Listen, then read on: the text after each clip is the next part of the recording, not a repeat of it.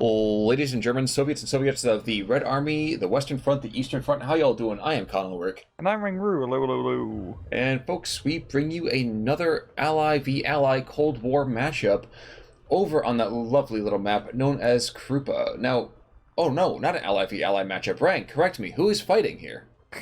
Well, on the left-hand side in blue, we have Spanischer Ritter playing as Koruck 559 with balanced income. And on the right-hand side, we have gnef with Vanguard income playing Scotch. And technically, you're right if we're talking Cold War Khan, because, you know, West Germany and NATO and all of that. True. And Koruck 559, you know, we don't see them nearly ever. So how about you lay out for the fine folks what to expect from this knee-jerk unit? It's just a hodgepodge of things have been thrown together, and it kind of works. You got Stuka spam, you got SS Shupos, which are like Ersad Truppen, but good, but extremely spammable, and then you got pretty much a tank from every nation. Real multicultural. Well, that's one thing that you know about the Germans is that during World War II they were all about those other cultures. They loved to bring those other cultures and lighting the fire of friendship in their hearts. Yes, they're very friendly people. Oh yeah, of course. I mean, Germans are warm. I mean, I've been saying that for decades. Mm-hmm. But with the Scots, this is a week of wonders. On Tuesday, we saw the Canadians. Now today, we see the Scots. I see a crocodile lingering down in the south, and that is such a unique weapon, like, tooltip, that it looks like an assault rifle with a scope on it. The flamethrower? Yes. Yeah. Looks very high-tech. It looks like an old icon, but, you know, it's the flamethrower tank thing. But yeah, we've seen a lot of really cool divisions this week, so keep it up, guys. Thanks for sending these replays. We like seeing stuff that's not just 5th SS versus 26 Guards Trilogy. Or 20th and 21st, and yeah. Second tank, and third tank mech, and third guard mech, and all of that. So it's nice to see different stuff. It certainly is. And holy mother of pearl, look at the south of the Germans. So the German line is just sprinting like madmen. Oh god, that is... Yep, that's the SS Shupo spam. And some infantry support guns, and, you know, most importantly, that Panzer II-C is really going to make or break that push. Yes, it certainly is. More likely break.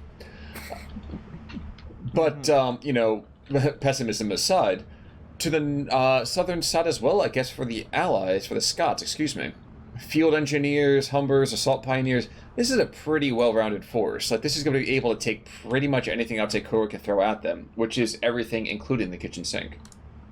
Yeah. I mean, the rifles pretty much match up pretty well against the SS Shupa. The only real issue is that gnef's tanks are going to take a little bit of a while to get to the front line, so he's probably have to wait a minute, or probably just like a minute or so during initial contact to, you know, get those important Churchills in position. Probably will be the case. Now the Shupos are charging across the field like it's a bridge too far, and he's diving out now. Good plan. The Shupos, 60 of them. Holy Moses. This is how many of them there are. They're not even oh no, they are in the garrison. I always think there's a garrison right behind the forest, and all of these guys are falling back already, so well done. Real, like, clutch placement near the soap pioneers. This just completely suppresses them, and the Shupos are now running for the river, trimming across to safety. Now we've got the infantry support gun, pounds an array actually blows up the Humber there. And, yeah, I think gnef's gonna hold that bridgehead. Yep, especially the Typhoon comes in to start nuking the other side of the river. Actually, almost killing the commandant there. That would have been a real big kill. Real ballsy position as well, keeping the commandant so close to the front line. Yeah, but definitely something that kind of makes a perverse sort of sense. In the meantime, though, another wave of Shupos being brought on in, as is our first Stuka of the game. Yes. So, one thing about the Koruck 559 is that these guys have a shit ton of air power. Yeah, they got like an absolute crazy amount of these gun run Stukas. And these gun-run Stukers can be really crazy, as they have a lot of 20 mils. And they can also he died immediately. Oh my god. God, they're all hyping it all up, you know, and this immediately gets shot down. Just cast his curse, I swear.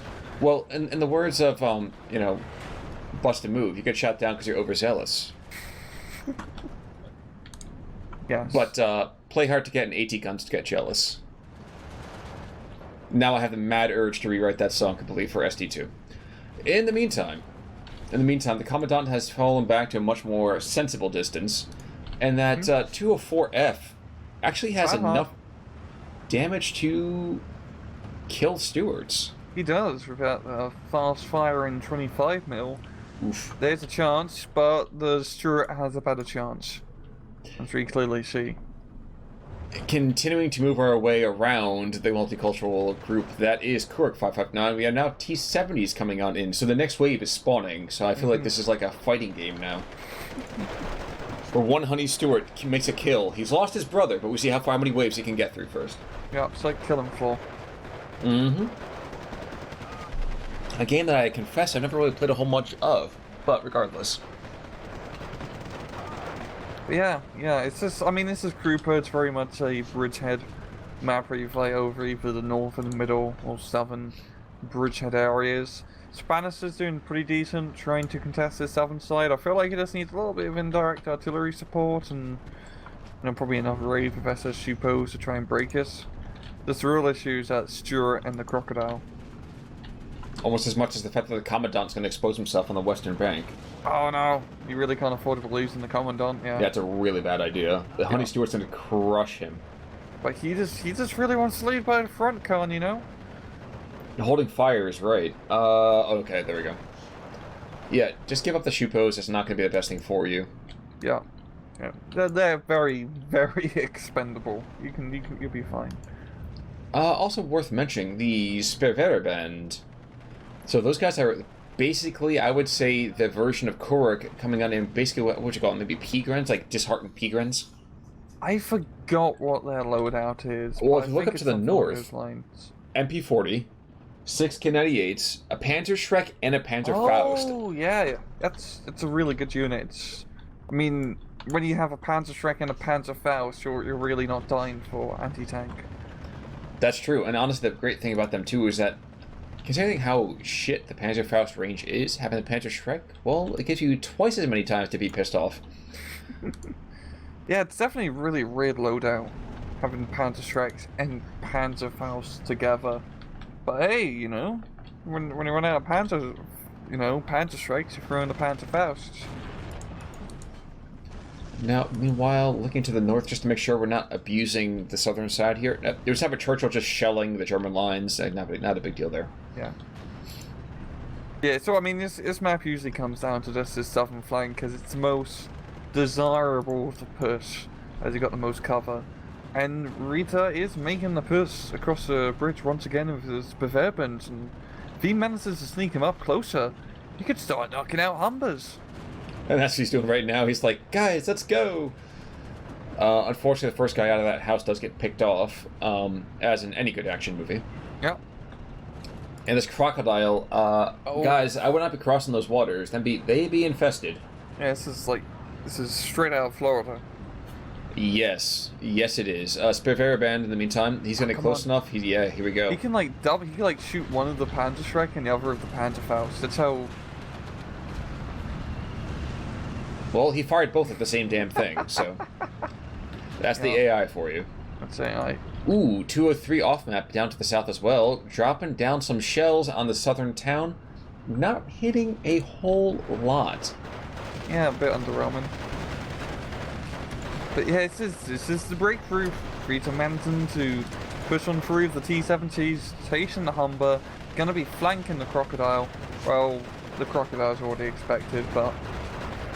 You know, ironically, he gets an incendiary. But this, oh my gosh, yeah, there is suddenly nothing here. Yeah, just...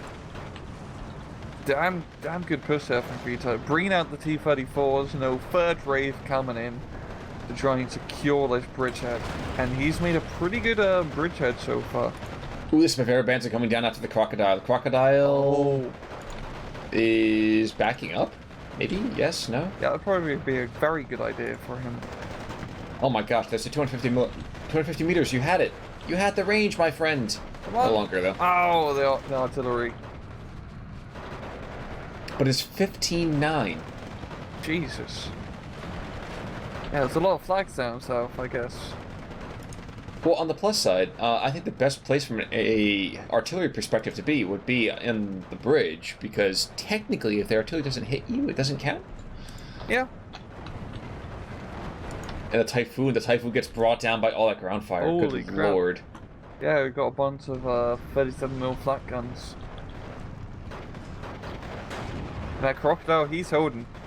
True. True. But there's been so much artillery being brought down in the south. We have a 25-pounder. Actually, have a T-34 being brought in now as well from the west.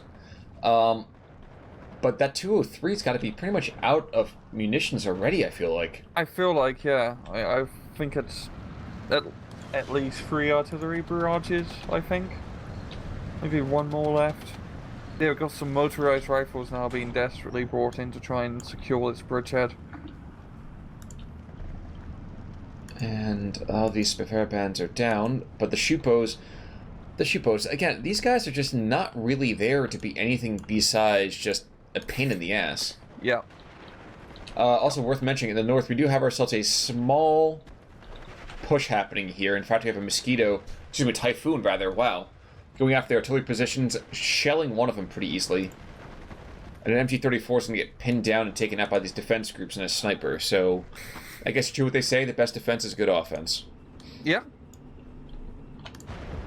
Yeah, it's definitely a good call from gnef, trying to probably relieve some pressure down south by putting the pressure on up north, and that sniper is definitely going to help out quite a bit with picking off just these Bavaria bands. That could be an easy, capture the town up north, yeah. That's true. Defense groups. That's true, but it's still 15-9 again, and again, as we go further and further along, Spanischer technically gets more powerful, and gnef technically gets much weaker. Indeed. Especially if Spanischer, has that tiger card in sea phase. It's only 4 tigers, if I recall, but at least it's some heavy tanks for a division that kind of just has nothing significant, individually speaking. That is certainly accurate. But piece by piece, the defense groups in the center as well, there's 4 squads. If they take out this one Bavaria band, they could take 2 flags, even perhaps 3. And we have actually an entire infantry column, I'm gonna put this in quotes, but rushing to pick up that spot. Mm-hmm. Yeah, that's a huge spot. Those flags are so close to each other. That'd be a lot of easy points, and definitely help ease the tension. If he manages to capture that town, he could start putting pressure down south and try to cut off the southern reinforcement line. I'm actually almost amused by the fact too that we have ourselves a Ju-87 stepping into the attack run. Unfortunately, this is not Pippin. Again, that guy bought it all too quickly. Yep, this is a CAT gun run. He's going in for Koruck. Ooh. Gets the kill. There we go. Yeah, that's why you don't take an entire fuel Bowser into the front. That's a really bad idea. Mm-hmm. Yeah, the motorized rifles are helping plug this gap, but they're in a bit of a predicament with their position. Because now they're slow and they have to actually walk to the front. Mm-hmm. We got some Landshutzens holding the front now, with literal rotor 1 machine guns. Yes. Yes. Yeah. Probably was not fun to carry around. Oh my god, I forgot these are the Ju-87s, the 20mm gun pods. There's 4,000 rounds on those things. I know, they're pretty much a 10 Warthog of this game. Except even slower, and having very, very little to self-defense. Yeah. At long last, we are going to see a Bofors being brought on in, as well as a Spitfire, so if the Ju-87s can keep away from the Spitfire, it has a chance to do some incredible damage. Yeah, but there is AA on the field from Vita, and I think he's going to lose one of the JUs, but the Spitfire is probably going to go down as a Messerschmitt. He didn't lose the A10 versions, though. He lost the 37mm, yeah. Spitfire gets away. There we go, and it does have Bofors on his side, so he will be Oh no!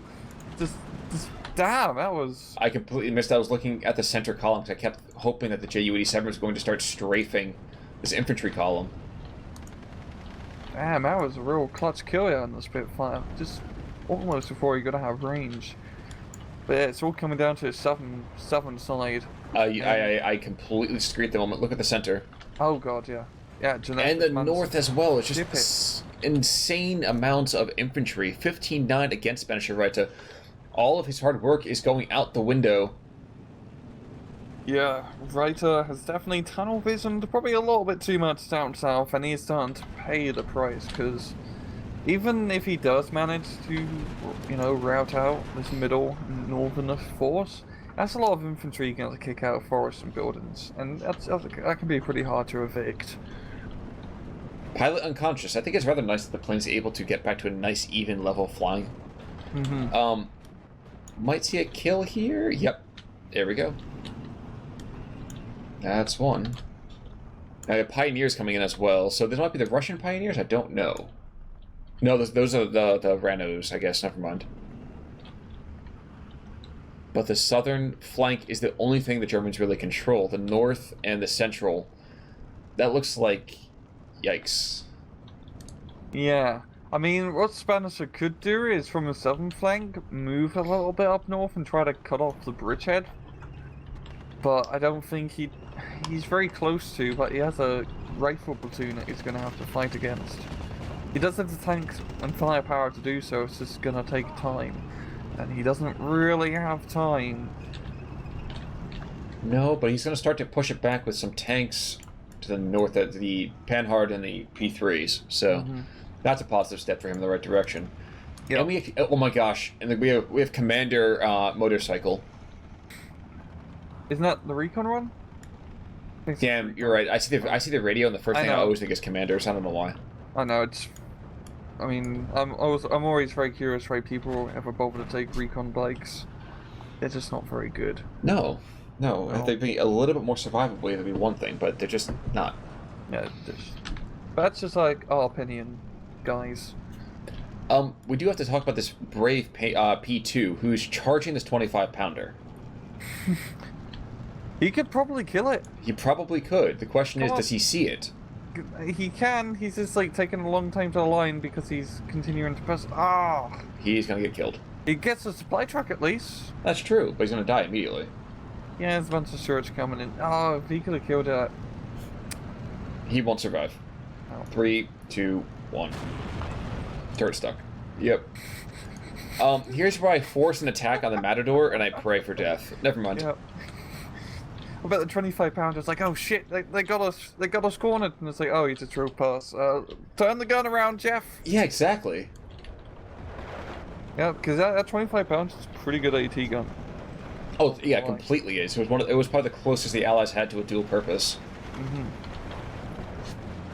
Meanwhile, to the north, by the way, the Scots are putting up a rather stiff defense against this big push. The A-10 comes on in. Yeah, just absurd amounts of firepower. ME-109 looking to maybe pick up that Typhoon? I would not go across the... Oh, wow, never mind. He's far enough north that it's going to be fine. Yeah. Yeah, it was, those A-10s. We're going to call them A-10 now, guys. It's going to be extremely useful in its north and middle area, because there's no anti-air setup. And it's really just a lot of, you know, soft infantry targets.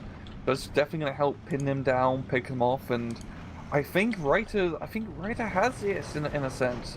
He's managing to clear up the northern and middle sectors.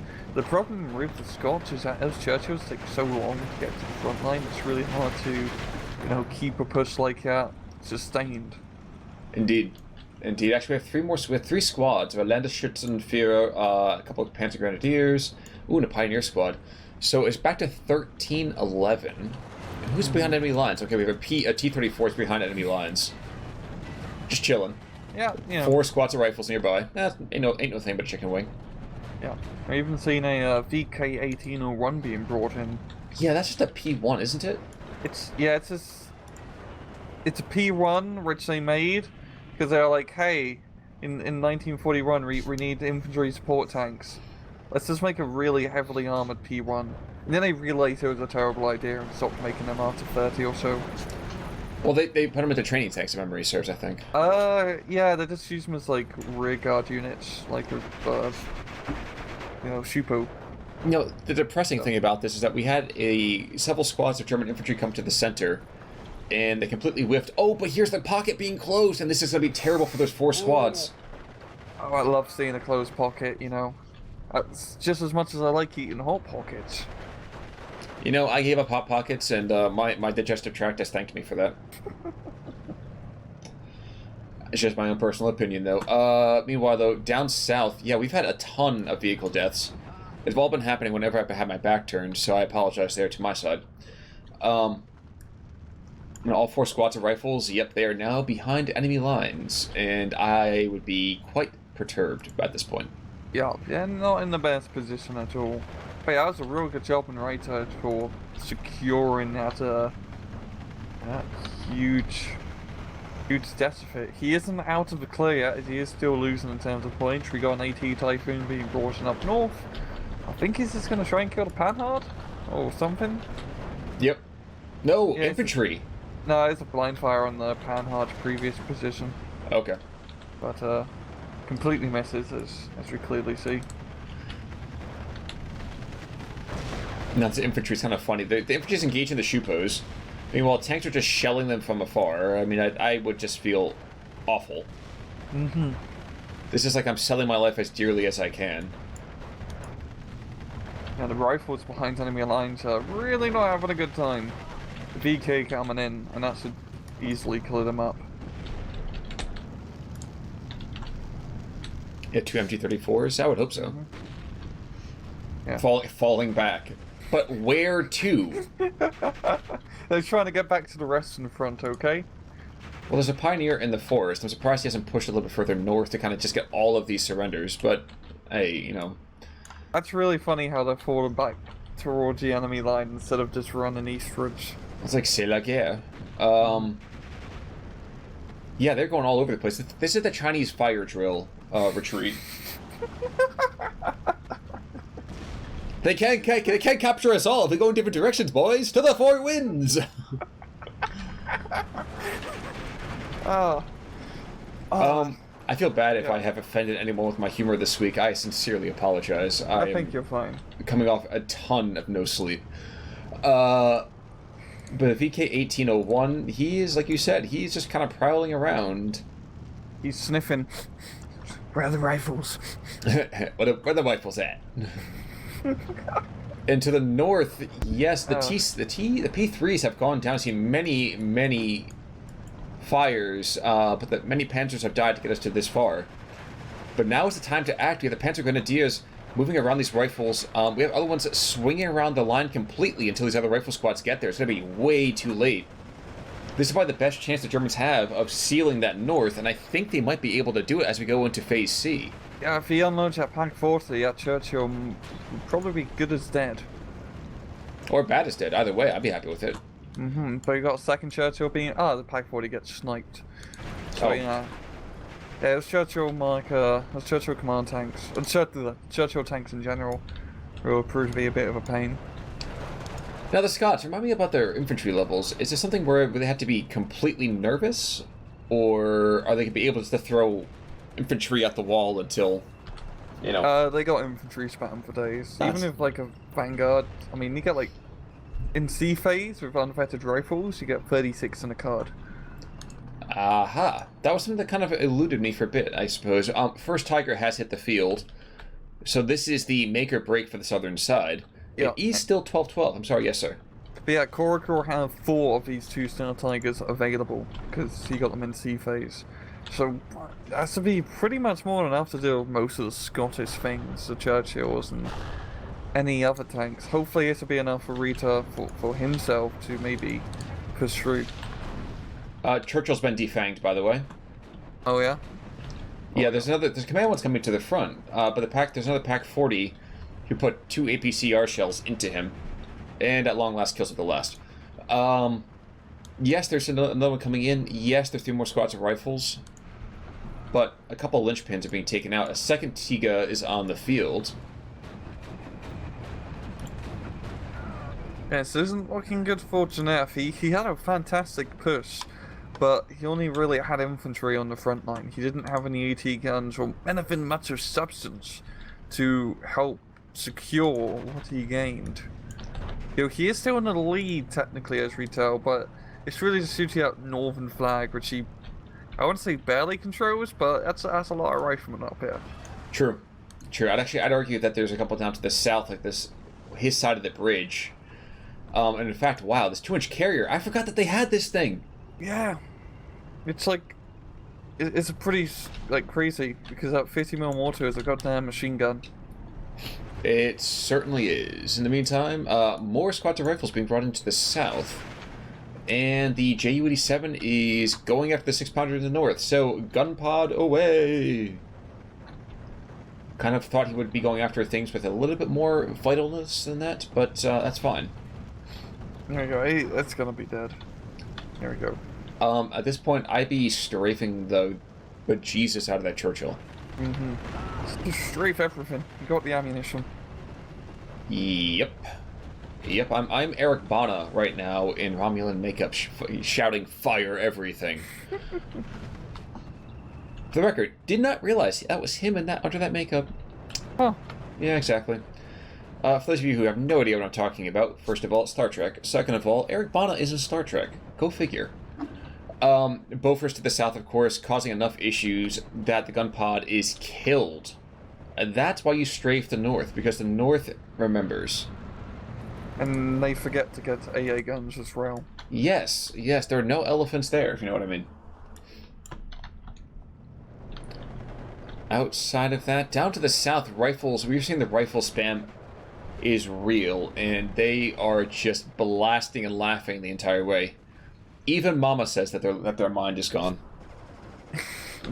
Yeah, securing this southern side for gnef is definitely... I mean, gnef is still winning. I'm quite surprised, because Rita's doing a pretty good job in, playing the momentum and knocking out his major pushes.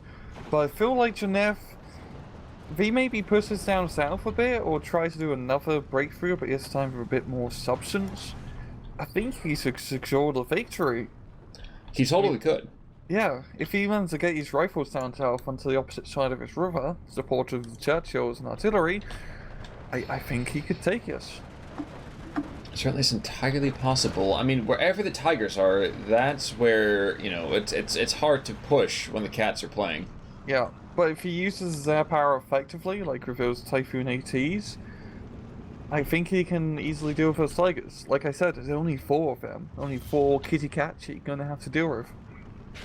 The funny thing for me is that there's a Pigren to the north he's desperately trying to find a line on that Churchill. He doesn't know where it is, so this becomes like the worst game of manhunt ever. Like,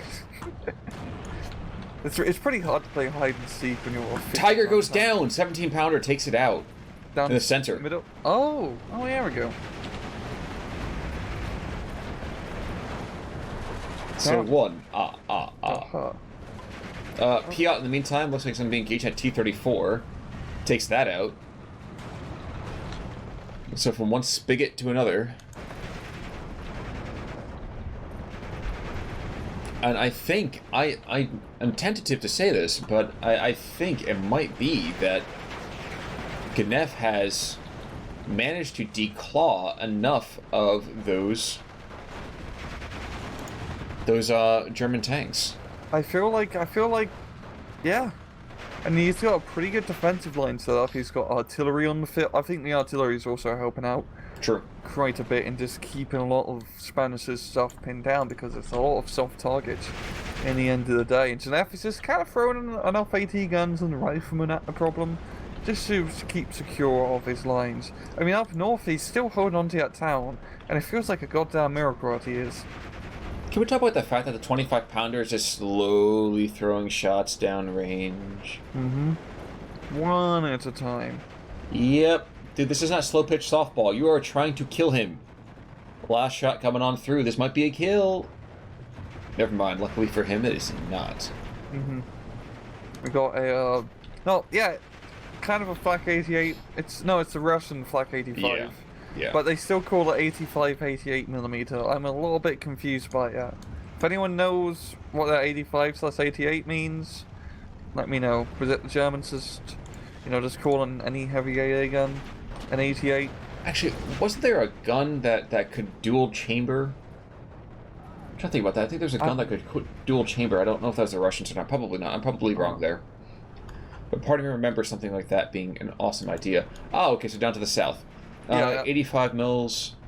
Because it's 85/88, but it's shooting 85 mil ammo, but it also has 88 mils of designation, so maybe that's just their designation for they just call every single heavy AA gun that they manage to require an 88. I was looking at the one to the north, I apologize. Okay. C'est possible.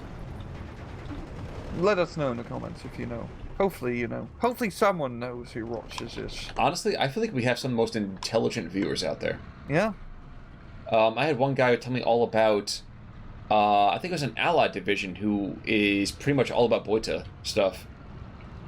I remember we talked about it a little while ago. The American one? Yeah.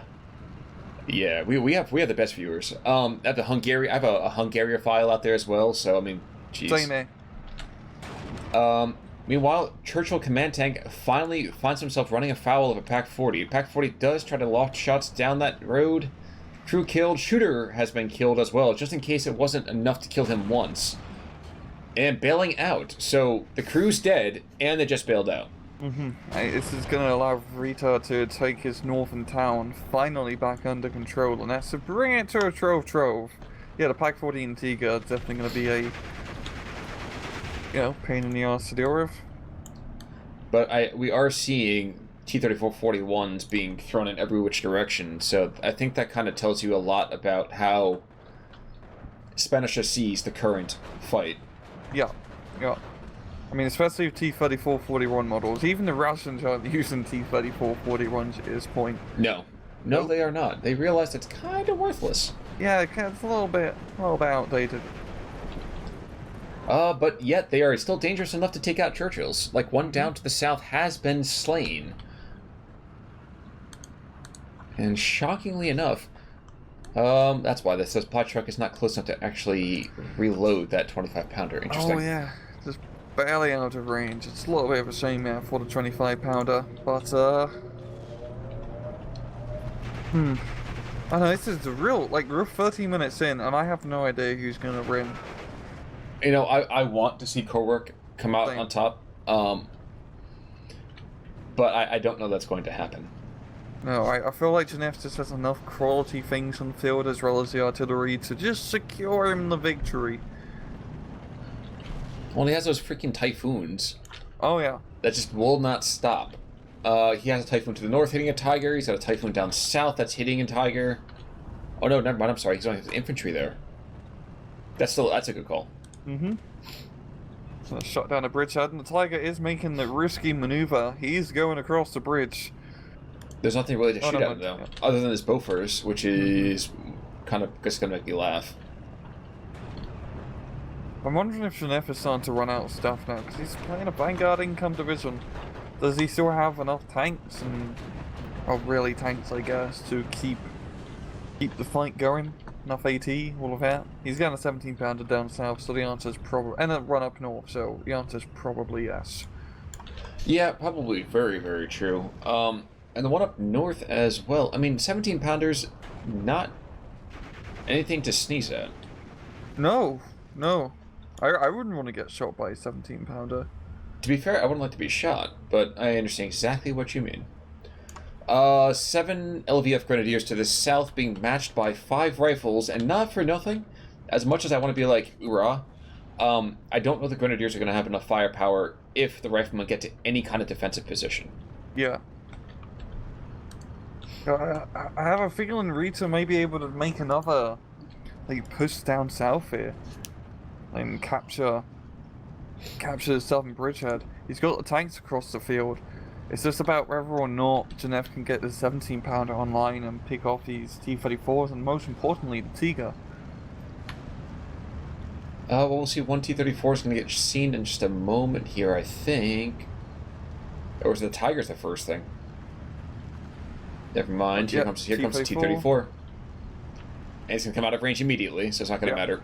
Oh, the Tiger's so close getting into range. Just hitting it with AT rockets. Misses you, as that was a direct fire order. No, but it's enough. It's enough to allow the Bofors now. The Bofors is engaging it, and now the 17-pounder is going to have a field day. Yep. Yeah. There we go. And the off-map artillery is killing stuff as it comes across the bridge. The rifles closing in the pocket. And I think gnef is going to be able to hold the southern side. You know, at the same time as LVF Grenadiers are pretty good, as they do have those MG-34s. True, but when we don't unload them, that's a problem. Yeah, and the Recce troops run by, spraying the trucks with Sten gun ammo. This is spray and pray. Yes, and, you know, prayer seems to be working over here in the Scottish lines. Ooh, but when you lose a 203 to a Shupo, that's a little bit weird. 15-9! Whoa! Well, what? I guess. Oh, northern side. ME410 is gonna plaster these rifle squads down here. Might even kill the 203 off map. We'll see. We will see. But the bombs are up, and yep, we see suppression. If nothing else, we might see a couple surrenders here. Yeah, those Supos can come in and seal the deal, I think. If the front line moves, there we go. 1 down, and 2 down. In the meantime, I think you're right. I think outside of Spanish are really kind of throwing it here. Another ME410 is looking to clean up this infantry in the middle. Yes, there's only a Shupo and a LVF Grenadier there, but still be quite devastating. Yeah. There's no more anti-air. Oh, yeah. I'm sorry, you were saying, sir? I just want to take a look down south and just that southern town. It's been hit a little bit, you know? ME410, by the way, I'm sorry to cut you off. Yeah. ME410, the bombing run, takes out 2 full squads of rifles. That's pretty good. Yeah, it is. That's, like, jolly good show. And I just took a look at what you were seeing down there. Yeah, that town has seen better days. I guess that's what you would call a boom town, right? It looks pretty bust right now. Ah, so it's a ghost town now. Gotcha, you're right. And meanwhile, a 17-pounder and the T-34 kill each other in a moment so dramatically beautiful, it's almost hard not to blow your nose. Yeah, it's a crazy match. Yeah, I just feel like Spanischer just managed to survive the attrition warfare just by a bit. Wait, you saying Spanischer Manischer? Got it. That was funnier in my head. Never mind. Continuing on. More 410s coming in. There's been so many payloads just divested upon the Scottish lines. Mm-hmm. Yeah, the tables have definitely turned a bit compared to those Typhoons doing those bombing runs, and those 410s don't mess about. Like DJs, man. They definitely are turning those tables. Mm-hmm. Yeah, 1 25-pounder goes down. And gnef's just out of stuff at this point. He has no infantry on the field being brought out. It's just Churchills. And Spanischer's got Supos for days. And yep, and there's the tap. Very good game from both sides. Real sincerely. Game. Very close on kills. Look, yeah, only like a 240-point difference. Typhoon's got 2 air kills and a couple of muds. And Honey Stewart. I mean, we have some rather spread apart kills. 25-pounders getting themselves a decent amount of kills. Bofors as well. Oh, Jack the Churchill. Wait, isn't Jack Churchill a person? Yeah, he was the guy who did the longbow. He killed a German officer with a longbow. Only confirmed bow and arrow kill of the war. Thank you for censoring that. I really do appreciate it. 1, 2, 3. Another Churchill down below. Apparently was the bane of anti-tank guns. Yeah, just tons of kills back and forth. Dogs and cats living together. Mass hysteria. Mm-hmm. And losses here. Nothing too crazy. It's much more egalitarian. Everyone did their part. Exactly. Except for Pridefen Norther. He did it a little bit. Oh, Preisendorfer. Sorry, Preisendorfer. That's the double S. The sharpest S. So he definitely punched above his weight. Yes, and I wish there was a reason for it. I kind of forgot the reasoning behind that one. So if anyone wants to educate us in linguistics, by all means, let us know in the comments below. I definitely would love to hear that again. I kind of forgot the reason behind the sharp SS. Isn't it just like the guy who made letters hungry? It's like, oh boy, I always had a pretzel, and just started drawing pretzels as letters, and everyone just went with it. So you're saying he was like a daydream, and then he was like, dude, Yeah. I just created a totally new letter. Awesome. Entirely possible. It's entirely possible. That's how the Germans have such great beer and cheese. Mm-hmm. But while we ponder the mysteries of the universe, any final thoughts for our more proximate defeat here for gnef? Send us more replays and send them with interesting divisions. Really like matches like this. Yeah. 15th Scots versus Koruck. First of all, I think this is the first Koruck game we've ever cast. I think we did one or two, but that was like a long time ago. Long time ago in terms of months. Well, let's just say I'm an old man. Apparently, I don't remember that at all. But regardless, folks, as always, thank you so much for coming on out to spend your time with us. I guess until the next time, I'm Con Ulrich. I'm Rangru. Take it easy.